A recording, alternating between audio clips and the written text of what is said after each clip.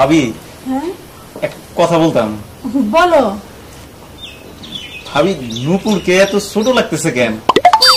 কই না তো।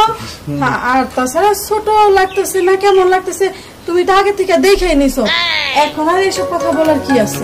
না কিরকম জানি একটু বেশি ছোট ছোট লাগতেছে, তাই না দোস্ত? তাই নাকি?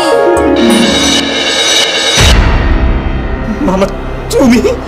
আমি আপনার ভাগ্নি। আসলে আমি বসাচ্ছি আপনাদের বোঝানোর জন্য। আপনারা তো এমনি মুখের কথাই বুঝবেন না, তাই আমি বসাচ্ছি। খালু, আপনি তো আমার খালারে ভালোবাসা বিয়ে করছিলেন, তাইলে এখন সামান্য যৌতুকের টাকার জন্য তারে আপনি ত্যাগ কইরা আবার বর্ষায় যা নতুন বিয়ে করতেছেন?